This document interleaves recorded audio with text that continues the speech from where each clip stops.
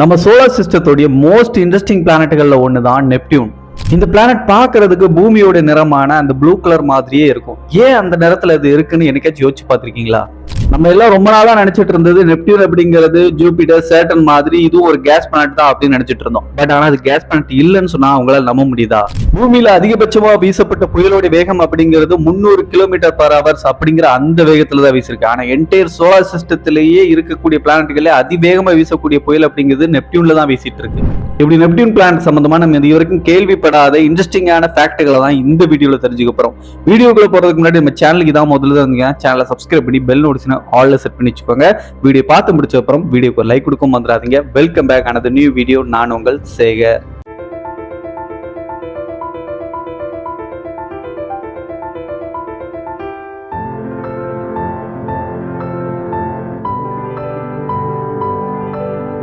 இந்த நெப்டியூன் என்னதான் இன்னைக்கு சூரிய குடும்பத்தோடைய 8வது கிரகமாகவும் கடைசி கிரகமாகவும் இருந்தாலும் இந்த கிரகத்தை கண்டுபிடிச்ச விஷயமே மற்ற கிரகத்தை விட இந்த கிரகத்தை தனித்துவமாக காட்டுது அப்படின்னு சொல்லலாம். ஆரம்பத்தில் 1800 காலகட்டத்தில் யுரேனஸ் அப்படிங்கிற அந்த கிரகம் வரைக்கும் தான் நம்ம கண்டுபிடிச்சிருந்தோம். அதுக்கப்புறம் இந்த யுரேனஸோடைய சுற்றுவட்ட பாதை அப்படிங்கிறத கணிதவியலாளர்கள் நோட் பண்ணி பார்க்கும்போது அதில் ஏதோ ஒரு சின்ன ஒரு மாற்றம் இருக்குது அப்படிங்கிறத நோட் பண்ணுறாங்க. சொல்லப்போனால் அதோடைய சுற்றுவட்ட பாதை அவங்க போட்ட கணிதத்தின் அடிப்படையில் அது சுற்றலை. அதுக்கு பதிலாக அதை பிடிச்சி ஏதோ ஒன்று ஈர்ப்பு விசையால் இழுக்கிற மாதிரி அதோட சுற்றுவட்ட பாதையில் கொஞ்சம் சேஞ்ச் இருந்துச்சு. அதுக்கப்புறம் தொடர்ந்து மேத்தமெட்டிக்ஸ் மூலமாக கண்டுபிடிக்கப்பட்ட ஒரு கிரகம் தான் இந்த நெப்டியூன் அப்படிங்கிற இன்னைக்கு இருக்கக்கூடிய 8வது கிரகம். இது எப்படி கண்டுபிடிச்சாங்க அப்படிங்கிறத பற்றின டீட்டெயிலான எக்ஸ்ப்ளனேஷன் வேணும் அப்படின்னு ஆசைப்பட்டீங்கன்னா தனியாக ஒரு வீடியோ மேக் பண்ணுறேன். இப்போவே இந்த வீடியோடைய கமெண்டில் நெப்டியூன் அப்படின்னு சொல்லிட்டு இந்த பிளானட்டோட நேமை கமெண்ட் பண்ணுங்கள். எத்தனை பேர் ஆர்வமாக இருக்கீங்க அப்படிங்கிற பொறுத்து கூடியசில் இந்த வீடியோ மேக் பண்ணுறேன். ஸோ என்னதான் 1800 காலகட்டத்தில் ஒரு பிளானட் யுரேனஸ்க்கு அப்புறம் இருக்கலாம் அப்படின்னு கணிக்கப்பட்டிருந்தாலும் 1846 செப்டம்பர் மாதம் தான் இந்த நெப்டியூன் பிளானட் அப்படிங்கிறது அதிகாரப்பூர்வமாக கண்டுபிடிக்கப்பட்டுச்சு. பொதுவாக ஒரு புதிய கிரகம் கண்டுபிடிக்கப்பட்டுச்சுன்னா அதுக்கு பேர் சூட்டுறதுக்கு விவாதங்கள் அப்படிங்கிறது வானியலாளர் மத்தியில் இருந்துட்டு இருக்கும். அந்த வகையில் இந்த நெப்டியூனை கண்டுபிடிச்சதுக்கு அப்புறமும் அதுக்கு என்ன பேர் வைக்கலாம் அப்படின்னு சொல்லிட்டு யோசிச்சு ஒரு பேரை கடைசியில் முடிவு பண்ணுறாங்க. அதுதான் இன்னைக்கு இருக்கக்கூடிய நெப்டியூன் அப்படிங்கிற அந்த பேர். இந்த பேருக்கு பின்னாடி ஒரு காரணம் இருக்கு. சூரிய குடும்பத்தில் இருக்கக்கூடிய கிரகங்கள், நிலவுகள் எல்லாத்துக்கும் இப்போ பேர் வச்சிருக்கோம் இல்லையா? அந்த பேர்கள் எல்லாமே மித்தாலஜி அடிப்படையில் இருக்கக்கூடிய கடவுள்களுடைய பேரை தான் பெரும்பாலும் வச்சிருக்காங்க. அந்த வகையில் இந்த நெப்டியூன் பேர் அப்படிங்கிறதும் ஒரு மித்தாலஜி அடிப்படையில் இருக்கக்கூடிய கடல் கடவுளுடைய பேர் தான். ரோமானிய கடல் கடவுள் அப்படின்னு அழைக்கப்படுற நெப்டியூன் அப்படிங்கிற அந்த கடவுளுடைய பேரை தான் இந்த பிளானட்டுக்கு வச்சிருக்காங்க. அதுக்கு காரணம் இந்த பிளானட்டோடைய நிறம் அப்படிங்கிறது பூமியில் இருக்கக்கூடிய கடல்களோடைய ஆழத்தில் இருக்கக்கூடிய அந்த நிறம் அப்படிங்கிறது, அதாவது டீப் ஓஷனோடைய நிறம் அப்படிங்கிறது டீப் ப்ளூ அப்படின்னு அழைக்கப்படுற அந்த நிறத்தில் இருக்கும். ஸோ இந்த பிளானட்டோடைய நிறம் அப்படிங்கிறதும் அதே மாதிரி இருக்கிறதுனால தான் அந்த ரோமானிய கடவுளான கடல் கடவுளுடைய பேரையே இந்த பிளானட்டுக்கு வச்சுட்டாங்க. கண்டிப்பாக நம்ம ஸ்கூல்களில் எல்லாருக்கும் சொல்லிக் கொடுத்த ஒரு விஷயம், நம்ம சோலார் சிஸ்டத்தில் 4 டெரஸ்ட்ரியல் பிளானட், அதாவது தரைப்பகுதி இருக்கக்கூடிய 4 கிரகங்களும் கேஸ் பிளானட், வாயு கிரகங்கள் அழைக்கப்படக்கூடிய 4 கிரகங்கள் நம்ம சோலார் சிஸ்டத்தில் இருக்கு. அதில் ஜூபிட்டர், சேட்டன், யுரேனஸ், நெப்டியூன் அப்படிங்கிற இந்த 4 கிரகம் அதில் வருது அப்படின்னு சொல்லிட்டு நம்மளுக்கு சொல்லி கொடுத்துருப்பாங்க. பட் ஆனால் சமீபத்தில் பண்ணப்பட்ட ஆய்வுகள் அடிப்படையில் விஞ்ஞானிகள் இதுவரைக்கும் இந்த சோலார் சிஸ்டத்தில் 4 கேஸ் பிளானட்டுகள் இருக்கு அப்படின்னு சொல்லிட்டு இருந்த அந்த ஒரு கருத்தை இப்போ கொஞ்சம் யோசிக்கலாம் அப்படிங்கிற மாதிரியான ஒரு விஷயம் நடந்திருக்கு.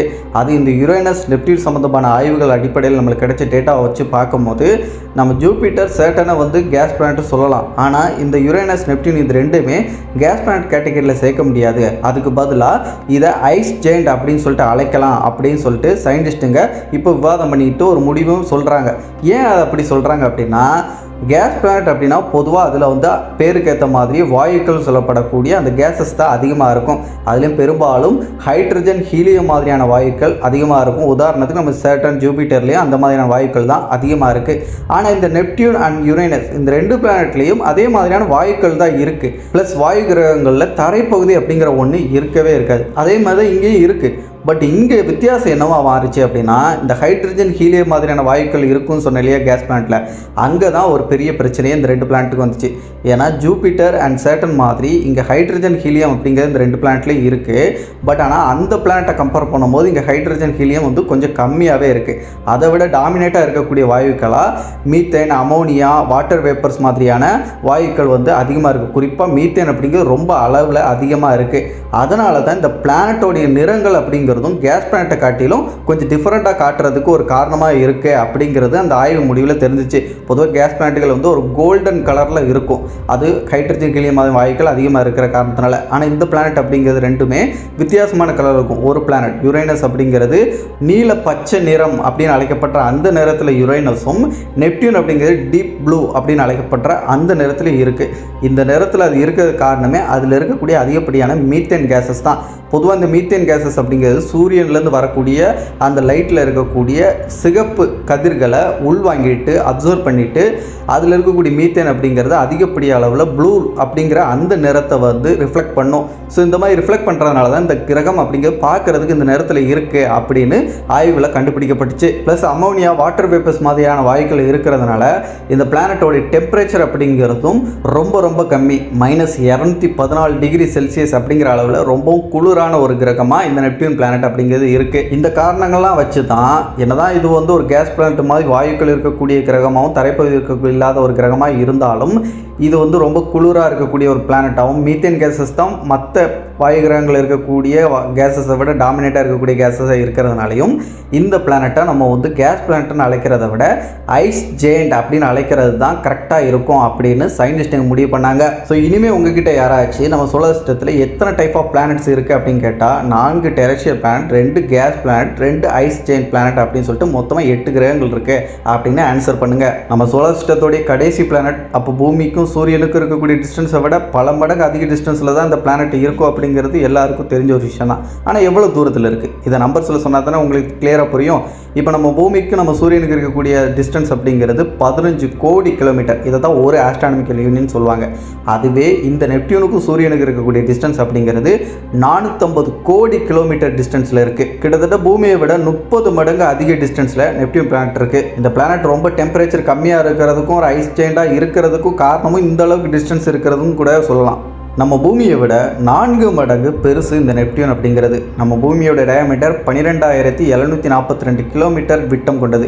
ஆனால் இந்த நெப்டியூன் பிளானட்டோட டயாமீட்டர் அப்படிங்கிறது 49,244 கிலோமீட்டர் விட்டம் கொண்டதாக இருக்குது. ஸோ கிட்டத்தட்ட 52 பூமியை போட்டு அடைச்சி வச்சிடலாம் இந்த நெப்டியூன் பிளானட்டுக்குள்ளே. பூமியோடைய கிராவிட்டியை விட நெப்டியூனுடைய கிராவிட்டி கொஞ்சம் அதிகம், கிட்டத்தட்ட 14% அப்படிங்கிறது அதிகமாக இருக்குது. அதனால் பூமியில் ஒரு சராசரியாக ஒரு மனிதன் இங்கே வந்து வெயிட் அப்படிங்கிறது ஒரு 50 கிலோ இருக்கிறான் அப்படின்னா அவனை கொண்டு போய் நெப்டியூனில் தரைப்பகுதி கிடையாது, பட் இருந்தாலும் இமேஜினேஷனாக ஒரு தரைப்பகுதி இருக்குன்னு வச்சுக்கிட்டா அங்கே அவனை நிற்க வச்சோம் அப்படின்னா கண்டிப்பாக அவனுடைய வெயிட் அப்படிங்கிறது பூமியை காட்டிலும் கொஞ்சம் டிஃப்ரெண்ட்டாக இருக்கும்.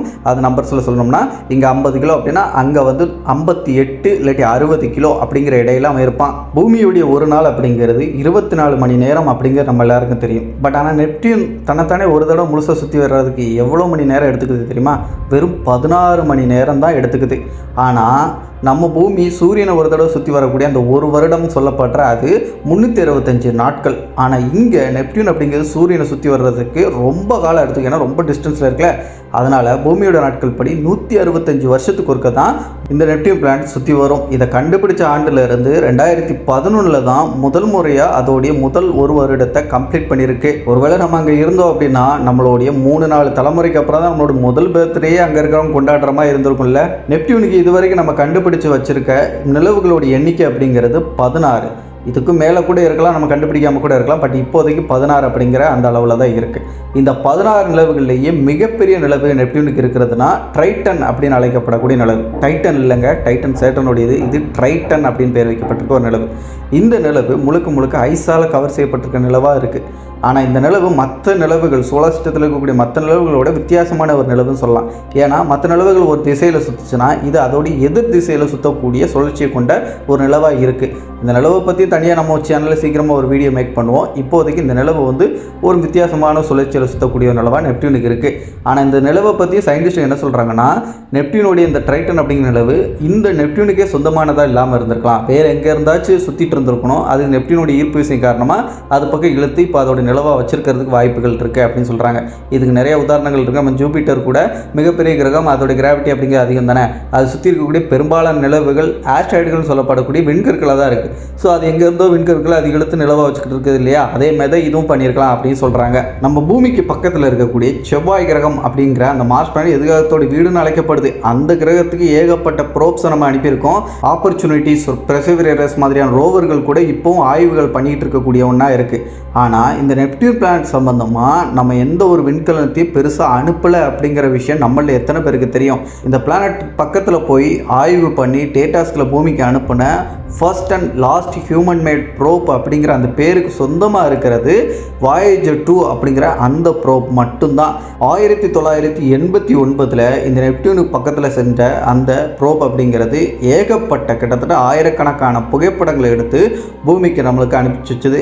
அது மூலமாக தான் இந்த நெப்டியூன் பிளானட் என்ன மாதிரியான தன்மையோடு இருக்குது, அந்த பிளானட்டில் நடக்கக்கூடிய மாற்றங்கள் என்ன அப்படிங்கிறதெல்லாம் நமக்கு இன்றைக்கி தெரிஞ்சுக்கிட்டு இருக்கோம். அதை தாண்டி இன்னும் நிறைய விஷயங்களை ஸ்டடி பண்ணிகிட்டு இருக்காங்க சயின்டிஸ்ட்டுங்க. இப்போ வரைக்கும் சயின்டிஸ்ட்டுங்களே இந்த கிரகத்தை பார்த்து வியந்த ஒரு விஷயம் என்ன தெரியுமா?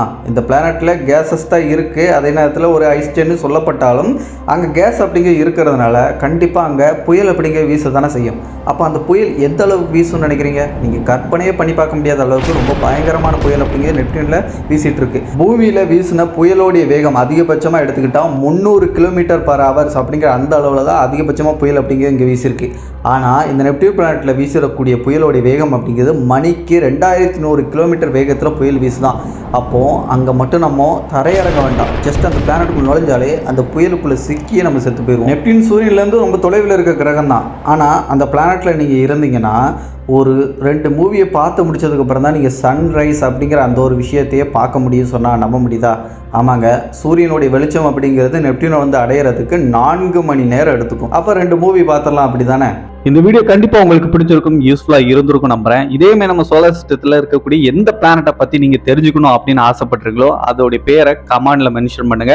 அந்த வீடியோ கூடிய சீக்கிரத்தில் உங்களை தேடி வரும். அந்த வீடியோ மிஸ் பண்ணாமல் பார்க்கறதுக்கு இன்னும் கூட நம்ம சேனலை சப்ஸ்கிரைப் பண்ணாமல் இருக்கீங்கன்னா ஜஸ்ட் சப்ஸ்கிரைப் பண்ணி பெல் நோட்டிஃபிகேஷன் ஆல்ல செட் பண்ணி வச்சுக்கோங்க. அப்போ தான் எல்லா வீடியோஸையும் நீங்கள் மிஸ் பண்ணாமல் பார்க்க முடியும். வீடியோக்கு இன்னும் லைக் கொடுக்கலாம், லைக்கும் கொடுத்துருங்க. அடுத்த ஒரு சூப்பரான தகவலுடன் நான் உங்களை சந்திக்கும் வரை நான் உங்கள் சேகர். Bye bye.